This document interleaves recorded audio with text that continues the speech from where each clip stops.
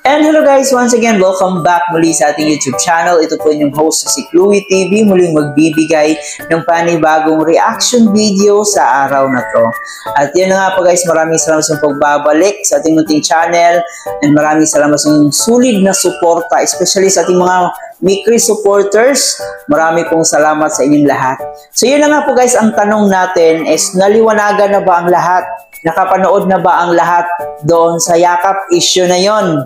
Baka hindi nyo pa napanood guys, panoorin nyo po ang upload ni Kalinga Prab kagabi para malaman nyo po ang kasagutan kung meron nga bang yakapan na nangyari. So dito nga po guys, sa ating reaction video, Mikoy muling nakiusap sa totoong Mikri supporters. At dito guys sa kanyang live kagabi kung saan pagkatapos nating mapanood, nag-live agad itong si Kalinga Mikoy para mapatunayan kung meron nga ba talagang yakapan na nangyari. Dahil makikita naman talaga na hindi siya yumakap pabalik doon sa babaeng kalaro niya. Malinaw po yun guys doon sa video kung napanood nyo na po na hindi po yumakap si Kalinga Mikoy doon sa babae. Mamaya ng konti guys ay ating panunuorin kung ano pa talaga yung nangyari doon sa larong yon. Bakit nga ba pinagmulan ng bashing yung laro na yon? Ano nga ba talaga ang tunay na nangyari? Pero bago ang lahat, syempre huwag kalimutan mag-subscribe sa ating channel, paki-like and share na rin itong video para i-recommend ko tayo ni YouTube. At higit sa lahat, palagi nating suportahan ang nag-iisang ama ng Kalingap na si Kuya Bal Santos Matubang, Ate Edna Vlog in Kalinga Prab. Nandyan din po ang ating T-Boys, Kalinga Partners, mga charity vloggers sa Pilipinas na tumutulong sa ating mga kababayang mahihirap. Suportahan natin sila at ang aking makasamang Kalingap Reactors. Lahat po ng mga legit Kalingap Reactors na gumagawa po ng content about sa Kalingap. So huwag po natin silang kalimutan. So para mas maintindihan pa natin, pakinggan at panoorin na muna natin itong live ni Mikoy. Unahin ko muna yung isang ano. Sino mo? So, nakita nyo na sa mga nag-react about sa issue na yakapan program. Yakapan program. Nakita nyo na po na kung ano ang meron. At nakita nyo na hindi ako gumaganon. Yung kamay ko, nakaganon kahit ano, di ba?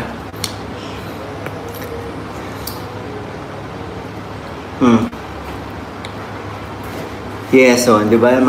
Sa mga nag-isip po.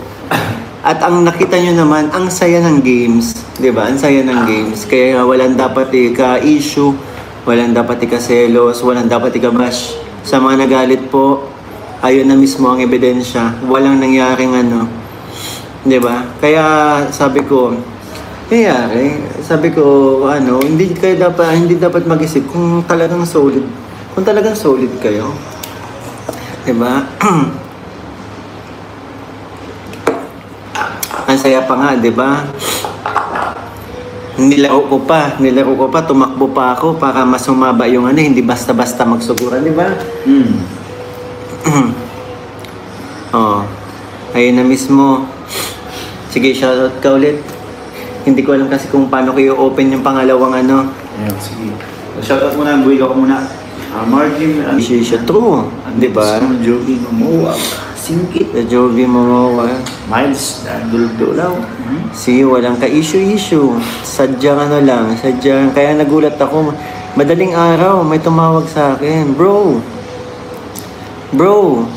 Mikoy, ang kakagulo sa live ni Rain. Daming galit sa'yo. May kayakapan ka daw. Ulit niya. Marita Sarganosa, maraming salamat po. Shoutout po watching from Hong Kong. Mikoy, wag totok yung fan sa'yo lagi. Opo, salamat po. Tumawag, madaling araw. Talagang nagkataon hindi naka-silent yung phone ko. Tapos ayun, nangyari, nagising ako. Tapos yung pinasok ko yung live ni Rain. Ang daming mga comments na ganun. So, yun. Pero sabi ko, sige, napalive ako na madaling araw kasi gulat ako. Kasi pangalawang gabi na yun eh.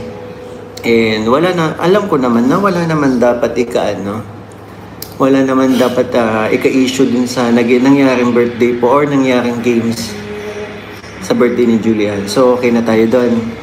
So, ito na lang, paano? Wala namang yakapan na games lang kasi talaga. At nakita nyo naman, kita din bro, yung kamay ko nakaganan, no? Habang may nakayakap. Sabihin natin, sample bro. nga bro, sayakap ka. Yan, sample bro. Yan, ganyan. Yan. Tapos yung kamay ko nakaganon. Oh, shesh. Ang bango. Ay, hey bro, para sa akin, kung may yakapan nangyari, normal yung magyayakapan. Kasi games. Yun yung games. Saan ka ba nakakitang boat is sinking? Maricel Calim, thank you so much. Boat is sinking into 5, gaganunin mo siya. Tuulaan. Diyos ko naman, Diyos ko. Kayo na yung sumali dito sa games. Diba? Na-high blood niyo yung aking tuko. Super saya. Pero okay na yun. At least ka, andun na mismo. Sabi ko nga dun sa live ko last time, nung umaga, abangan nyo na lang yung upload bago maghusga. Yung iba kasi, actually ang daming nakarating sa akin na screenshot na marami nakarating sa akin screenshot kung paano tayo bitawan ng salita about sa ganito ako. Pero okay lang yun. At naiintindihan ko kayo kasi nasaktan kayo kasi ganun yung balita nakarating sa inyo. So at least ito na, malinaw ng lahat, walang nangyaring ganun. Okay? Pero ito na nga lang po. May panibago akong pakiusap sa inyo. Sana po makarating din sa mga kasamahan natin. Kasi hindi na po maganda yung nangyayaring Hindi na po maganda yung nangyayari ngayon. Even si Kalinga Prab, pwede ko ba sabihin? Oo. Even si Kalinga Prab po, sa nangyayari ay napanghihinaan na po. Sa nangyayari, nagkakagulo na po. Tulad nito, itong premiere ni Julian na dapat sana masaya ang comment, masaya ang lahat. Ang nangyayari, nagbabangayan. Ang magkakabilang grupo, 'di ba? Humihiling po sana ako humihiling ako sana na kung nandun na kasi yun given na yun may mga basher talaga tayo may mga basher talaga tayo nagpapanggap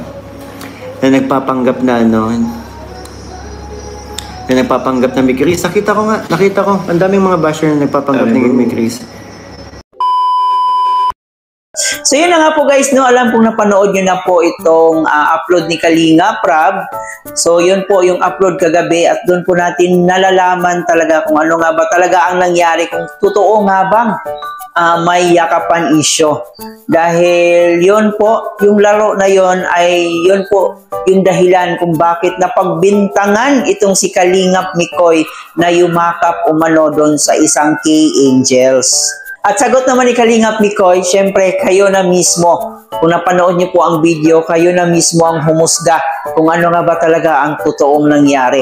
Kung nakayakap nga ba pabalik si Kalingap Mikoy dito sa isang K-Angels.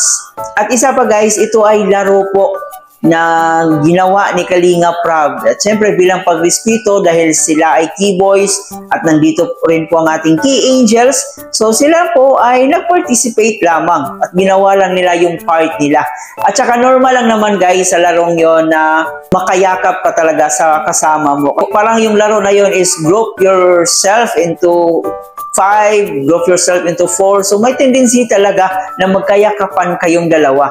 Pero yun na nga, dahil sa malaki yung respeto ni Kalingap Mikoy dito kay Krista, hindi naman po siya yumakap pabalik dun sa isang K-Angels. No?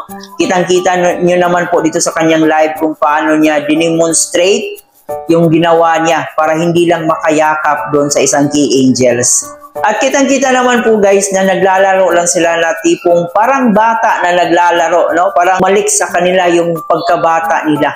Kaya bigyan na lang po natin ng chance. At saka kitang-kita naman po natin na sobrang nag-i-enjoy sila. Walang mali siya po yung iniisip nila nung mga panahon na yon. So tayong mga supporters lang talaga ang nag-iisip ng masama. No? Tayong supporters lang po ang gumagawa ng issue. Kaya ito ngayon, lumalaki itong issue na to kasi marami din po sa mga bashers ng Micres na sumakay dito sa issue na to kasi gusto nilang buwagin ang ating Micres. At dito na rin po guys, kinu-question ni Mikoy yung ibang Micres supporters kung gaano nga ba talaga sila katotoong supporters or kung totoo nga ba talaga sila. Kasi pag totoong supporters ka, ay syempre hindi ka agad maniniwala sa mga sabi-sabi, sa mga kwento-kwento, hanggat hindi mo pa napatunayan, hanggat hindi mo pa nakita yung pruweba. So sana sa mga totoong supporters talaga, wag agad tayong maniniwala sa mga sabi-sabi lang. Wag na po nating i-bash kung sino man yung involved doon. At saka siyempre wag po nating i-bash itong si Mikoy. At alam naman natin na matatalino itong ating mga Micres supporters. Kaya wag po tayo agad maniwala. Pwera na lang po doon sa mga nagpapanggap na supporters ko, no? Alam naman natin na itong si Mikoy ay baguhan pa lang dito sa Kalingap, no? So hindi natin alam kung hanggang saan yung tapang niya para sagutin, para supalpalin yung mga bashers natin. So nakakalungkot lang dahil yung gusto lang naman nila is bigyan tayo ng entertainment, bigyan tayo ng kiligan, bigyan tayo ng kantahan. No, gusto lang naman nila maging masaya tayo, maging masaya yung mga viewers natin. Pero parang ang nangyari, mas nagiging toxic na yung comment section natin. Marami ang nag-away-away. So I hope guys na wag po nating bigyan ng dahilan si Kalinga Prab na itigil itong ating mga love team, no? Kasi nakikita rin natin si Kalinga Prab na parang napapagod na rin siya. Gusto lang naman niyang tumulong, gusto lang niyang magbigay ng magandang entertainment sa ating mga kababayan, pero parang iba yung nangyari. Kung papansinin po natin dyan sa comment section, ang dami talagang nag-aaway-away dahil po dito sa pagkukumpara, sa pagpapagalingan ng kanilang mga sinusuportahan na love team. So bad image po siya dito sa ating Kalingap community. At syempre dito sa ating Micres guys, natatagan pa nila yung sarili nila kasi alam natin na hindi lang ito yung dadaanan nila. Marami pang pangbabash, marami pang pangkukutya ang matatanggap nila. Kaya aasahan natin yan na mas marami pang pangbabash yung matatanggap nila dito sa mga anti-Kalingap natin. I hope natatagan pa nila lalo yung kanilang sarili. Kung hindi kayang makipagbardagulan sa mga bashers, kung di kayang makipagsagutan sa mga bashers, ay syempre i-ignore na lang po natin yung mga fake news, no? Dahil tayo mismo sa sarili natin, alam natin kung ano yung ginagawa natin. So kung di kayang makipagsagutan, ay syempre i-ignore na lang, wag na lang po nating pansinin. Alam natin na mapapagod din yung mga bashers na yan at tatahimik. So yan lang muna ang ating update sa Micres. Ano, nag-enjoy kayo? Kayo ba guys, ano yung opinion nyo patungkol dito? Paki-comment dyan sa ating comment section. Muli po, bago natin tapusin, huwag kalimutan mag-like and share ng ating video. And of course, mag-subscribe na rin po kayo. Ito po yung host na si Chloe TV. Marami pong salamat.